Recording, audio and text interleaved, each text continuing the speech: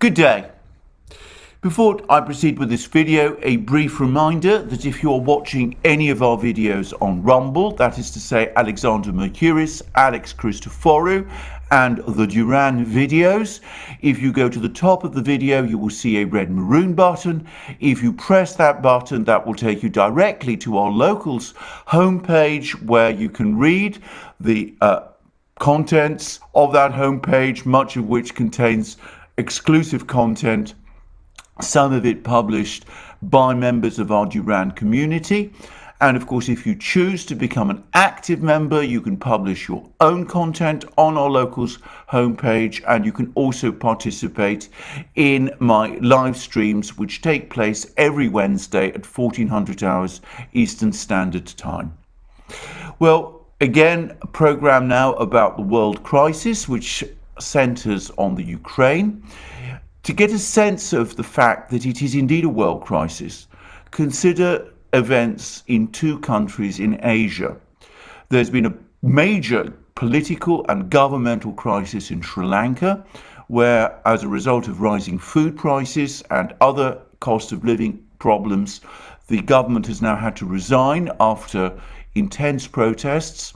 And there is also a political crisis in Pakistan, where the Prime Minister Imran Khan has sought to keep Pakistan out of the conflict in Ukraine, but has, as a result, faced a no-confidence vote in the Pakistani parliament, with clear indications that this has been, to some extent, influenced by and supported by the United States. There have been comments by US officials, including apparently the US ambassador to Pakistan, involving themselves in this political crisis.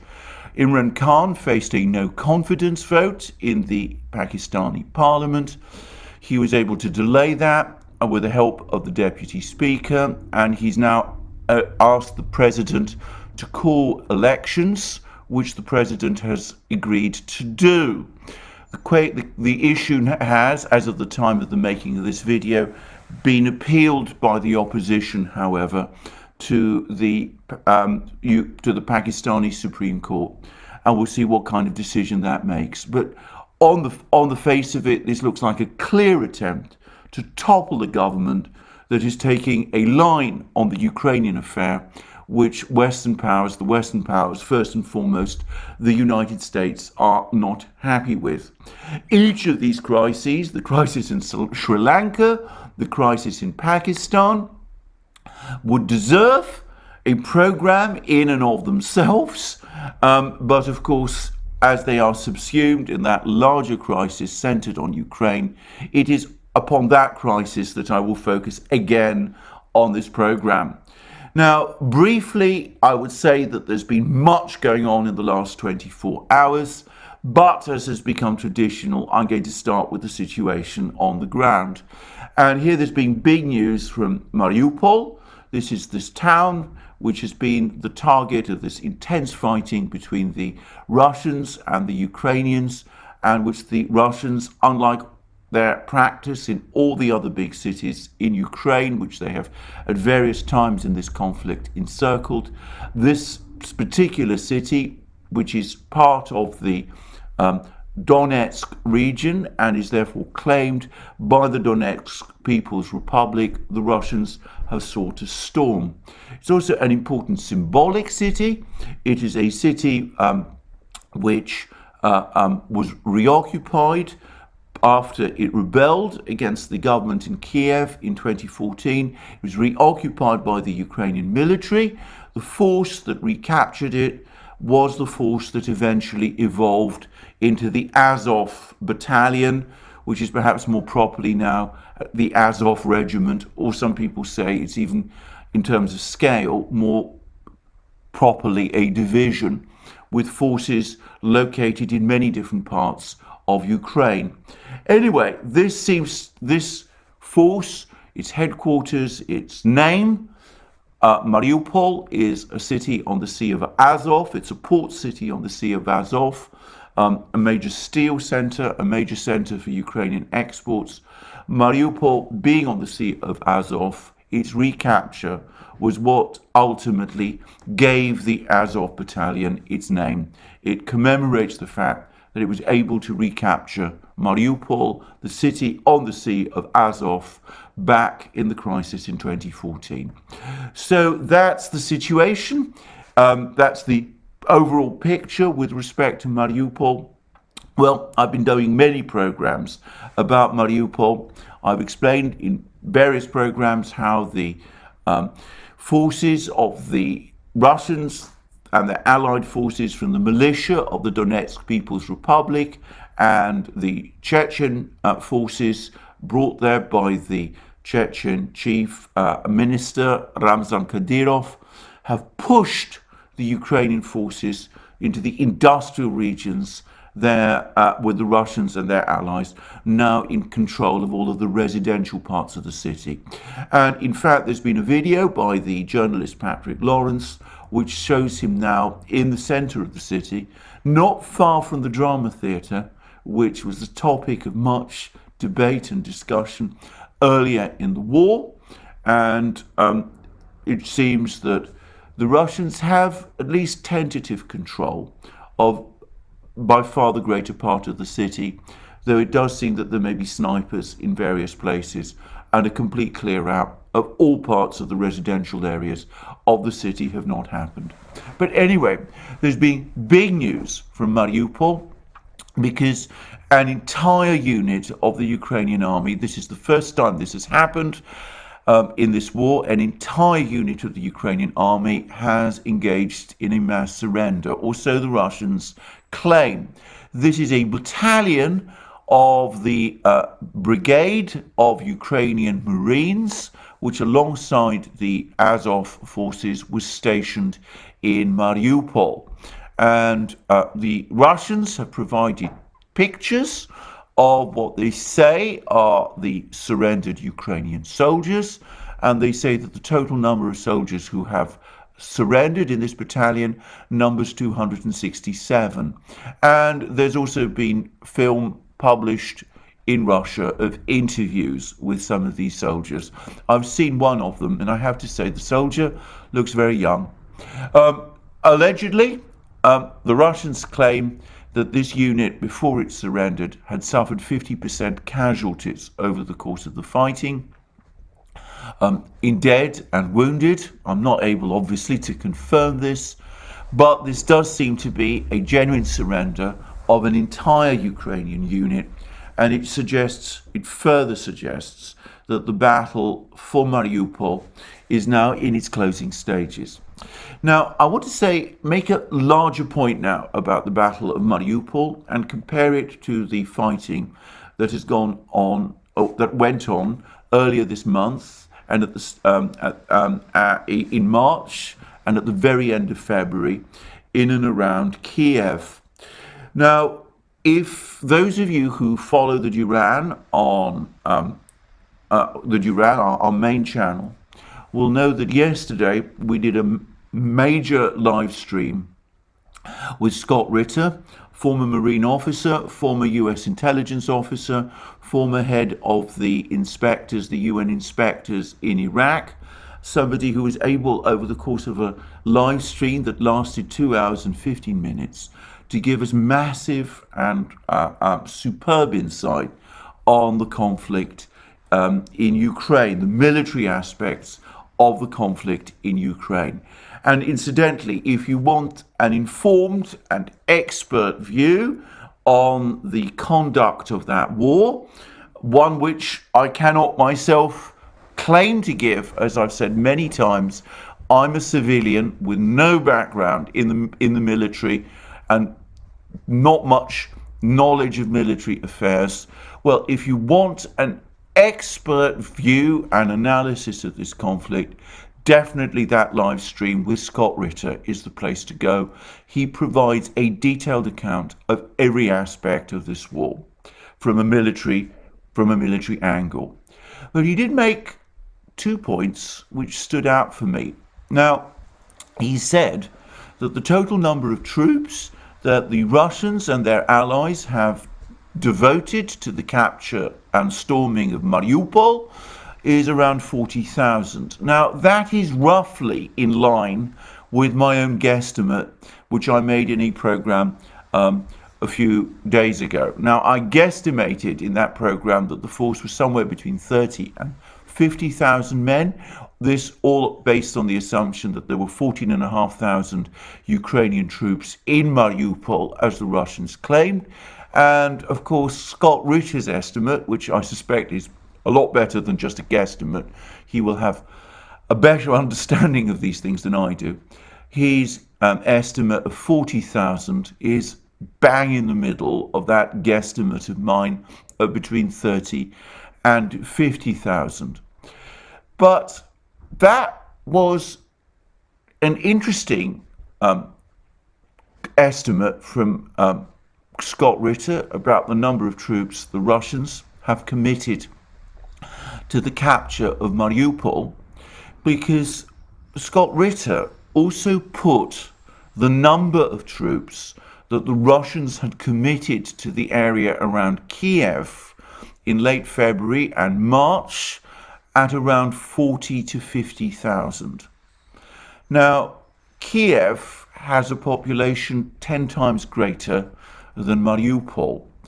It is a vast, sprawling city. I'm told that its territory is considerably larger than that of New York, for example. And one must assume that the number of Ukrainian troops defending Kiev must have numbered orders of magnitude more than the 14,500 men that the Russians said Ukraine had positioned in Mariupol. Now, if that is correct, and I'm sure that Scott Ritter's figures are correct, because I have to say they correspond with my own estimates, and it makes absolute sense to me, then that, it seems to me, conclusively demolishes any theory or suggestion that the Russians had serious plans of storming Kiev. If they needed or felt they needed 40,000 men to storm a city of 300,000 to 400,000, which is Mariupol, garrisoned by 14,500 Ukrainian troops, then they would not have committed, then they would surely, if they'd intended to storm Kiev, have committed a far bigger force, multiples greater than the 40 to 50,000 that Scott Ritter says they assembled around in the northern areas around Kiev, if they'd really intended to storm Kiev, a city with a pre-war population of 3.5 million and much vastly larger area than Mariupol, and one, moreover, which was surely defended by a very much bigger Ukrainian force. So I think that this must confirm indirectly the fact that when the Russians say that they were not planning to storm Kiev, they were telling the truth. Now, I make that point. I think it's a fairly obvious point. I'm sure there will be many people who will dispute and challenge it. If they want to come up with different figures for the number of Russian troops in and around Kiev, then of course they're free to do so. But I would point out that the Pentagon puts the total number of Russian and Allied troops in Ukraine at 200,000, and I'm now seeing what I consider to be credible views that this is a very large overestimate and that the total force may be closer to half that number. If that is correct, though, if we act on the Pentagon's figures, if there were 40,000 Russian troops encircling Mariupol and 50,000 or more troops, and more than 50,000 troops encircling Kiev, say 100,000 troops, well, that would mean that the Russians and their allies would not have had significant numbers of troops anywhere else in Ukraine. So I think that Scott Ritter's calculations are correct, and as I said, in terms of Mariupol, they correspond closely with mine. And not to labour the point further, they do demolish, to my mind, conclusively any idea that the Russians had any serious plan to storm Kiev.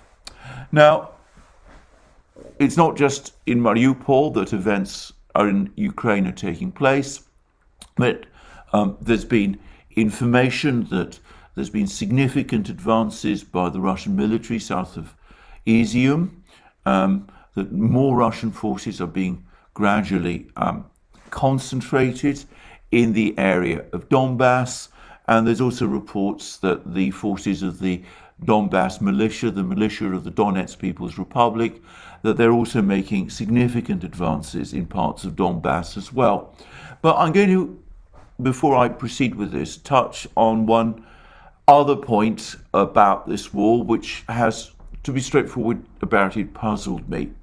And this is that I discussed a couple of days ago my bafflement at why the Ukrainians refused to give themselves credit for this incredibly daring raid that they carried out on the oil refinery, the Russian oil refinery in the Russian city of Belgorod, because that did seem to me to be a daring and successful raid, one which I would have thought would raise morale in Ukraine and which the Ukrainian government might have been expected to make much of. Well, I think that we now have the answer, because in the days after that raid was carried out, the Russians launched retaliatory strikes on two oil refineries, one in Odessa and another in Kremenchuk. And it seems that it is these two refineries that provide most of the diesel and other oils which are used in Ukraine. I am assuming that there was some sort of tacit understanding between the Russians and the Ukrainians over the course of this war that if the Ukrainians did not attack the refinery at Belgorod or other oil refineries on Russian territory, the Russians in return would leave Ukrainian oil refineries alone. Someone in Ukraine apparently decided to disregard that understanding and launch this strike on the oil refinery at Belgorod. The Ukrainian government was clearly unhappy. It seems as if two generals, who may or may not have been connected with this raid, but the coincidence of their sacking is striking. Two generals were promptly sacked, two Ukrainian generals were promptly sacked, but the response from the Russians, despite that sacking, was to go ahead and strike these two Ukrainian oil refineries. And that, I'm afraid, probably means that the fuel crisis in Ukraine is probably going to get worse over the next couple of days, though I should say that there's some suggestions that the strikes on these refineries was not perhaps quite as extensive as the one on the strike in Belgorod, which may suggest that the Russians continue to act with some measure of restraint. In the meantime, there'd been some speculation that the Zelensky government was going to call off the negotiations with the Russians following the claims, the alleged claims about the events in Bucha.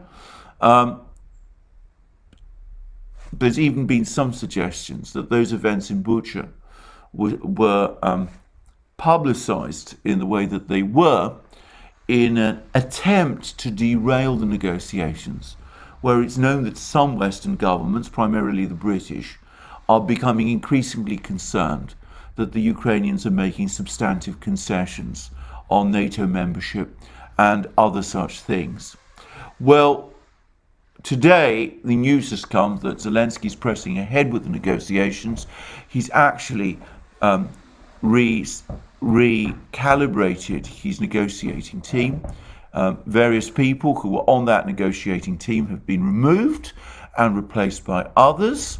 And I wonder again whether this is perhaps a reflection of concern on the part of Zelensky and some of his officials that some of the previous the members of the negotiating team were leaking information about the negotiations to Western governments, with the result that the progress of the negotiations was becoming the topic of discussion in some Western media outlets, notably the Financial Times. Well, that's of course speculation.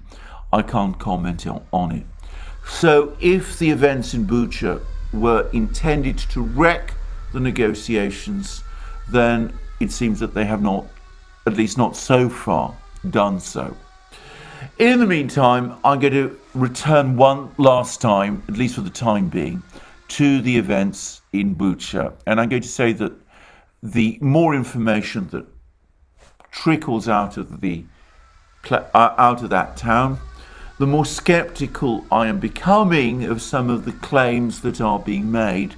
I've seen photographs of what, for example, is supposed to be a mass grave.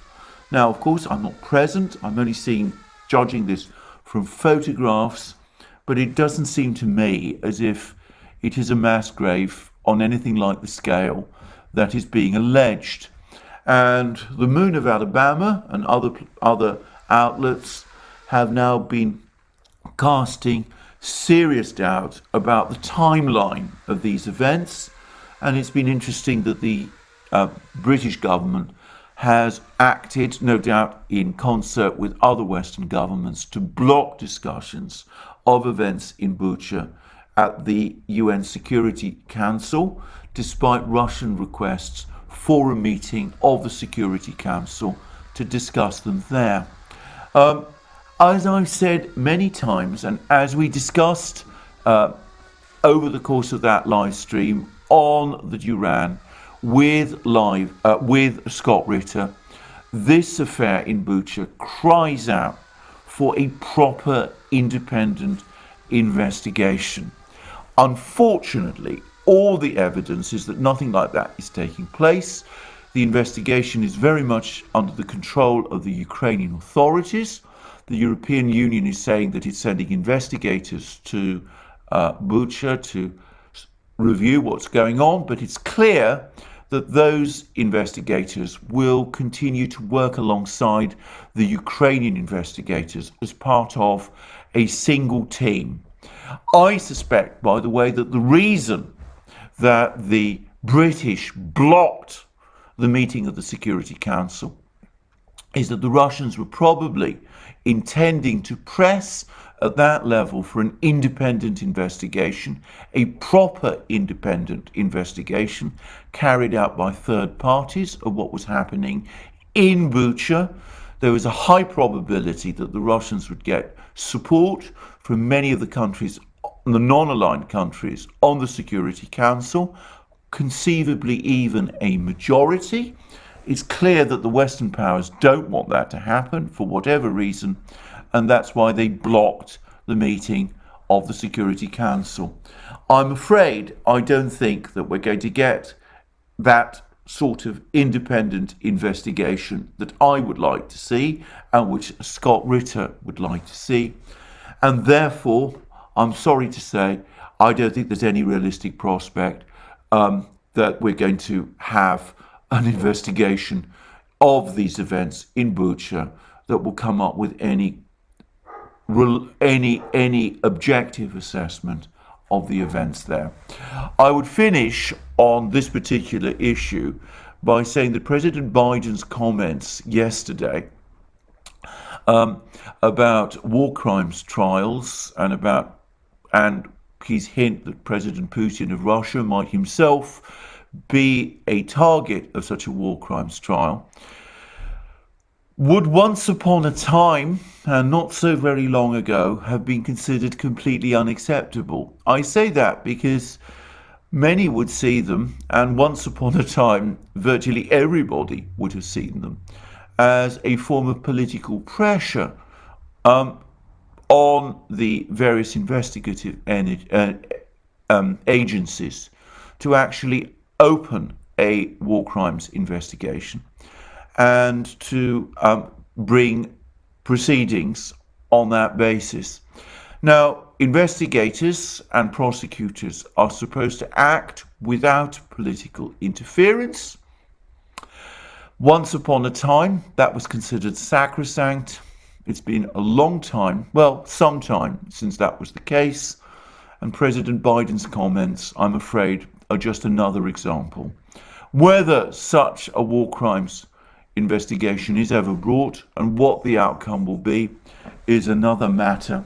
At the moment, I have to say, I think it is problematic from a legal point of view, but we shall have to wait and see. In the meantime, I would say that it was interesting that Biden did at least refute the allegation that what took place in Bucha was genocide. I have long argued against the overuse of that label to describe what might otherwise be serious crimes. And here we had, for once, from the president, an exercise of moderation and restraint, though I wonder for how long. Anyway, all of this has been happening against a background of more actions by Western governments. The United States has now finally decided that it's going to block dollar payments through US banks of Russian sovereign debt. Now, Russia still has 30 days in which to decide whether or not to pay that debt. And it might do so in dollars. But the Russians have said up to now that they would do it in rubles if they can't pay in dollars. And if the United States sticks to that position, I suspect that that's probably what the Russians are going to do. Whether the United States will try to block that and whether creditors will accept payment in rubles. The ruble at the moment, by the way, is fairly stable despite this news, remains to be seen. Simultaneously with this action by the United States, the German government has moved to seize, to confiscate the German branch of Gazprom. This is the branch of Gazprom which supervises the underground gas reserves that Gazprom has up to now had in Germany. Now, if you think that both of these actions are a petulant response, both to the strengthening of the ruble and to the fact that the Russians are apparently succeeding in their gas for rubles initiative, which I've discussed and explained in many places, and which it seems the Europeans are gradually coming round to working with. If you think that's a petulant reaction to that, well, I think these moves probably are. But in the German case, I suspect it's influenced by something further, which is that I think that the Germans are desperate to fill those underground reserves before the winter, and that they're worried that Gazprom isn't going to do that, despite the fact that Gazprom has been pumping more gas to Europe over the last couple of days. So we'll see what this pans out. Now, I would make here another general observation. In my opinion, both the freezing of the Russian central bank's reserves and the seizure of the Gazprom subsidiary in Germany both violate the principle of sovereign immunity. Both the central bank and Gazprom are, after all, owned by the Russian government.